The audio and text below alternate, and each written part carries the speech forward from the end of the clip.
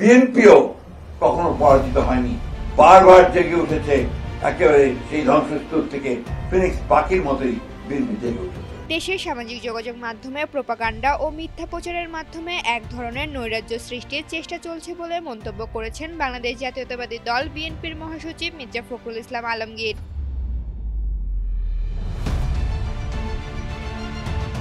আজ রোববার রাজধানীর নয়াপল্টনে দলের কেন্দ্রীয় কার্যালয়ে আয়োজিত এক সংবাদ সম্মেলনে তিনি এই উদ্বেগ প্রকাশ করেন। ৭ নভেম্বর বিপ্লব ও সংহতি দিবস উপলক্ষে অনুষ্ঠিত যৌথ সভার পর এই সংবাদ সম্মেলনের আয়োজন করা হয়। বিএনপি মহাসচিব দেশের বর্তমান রাজনৈতিক প্রেক্ষাপট নিয়ে গভীর উদ্বেগ প্রকাশ করে বলেন, মানুষ এখন অনিশ্চয়তা ও হতাশার মধ্যে আছে। মির্জা ফখরুল ইসলাম আলমগীর সরাসরি অভিযোগ করেন, দুর্ভাগ্যক্রমে আমরা দেখছি সোশ্যাল মিডিয়াতে সেই প্রোপাগান্ডা ও মিথ্যা প্রচার দিয়ে বাংলাদেশে একটা নৈরাজ্য সৃষ্টির প্রক্রিয়া চলছে। তিনি আরো উল্লেখ করেন যে দেশের শত্রুরা মাথাচাড়া দিয়ে উঠতে শুরু করেছে এবং পুরোপুরি একটা নৈরাজ্য সৃষ্টির অপচেষ্টা চলছে। দলের মতে এই মিথ্যাচার দেশের ভিতরের পরিস্থিতিকে আরো অস্থিতিশীল করার চেষ্টা করছে।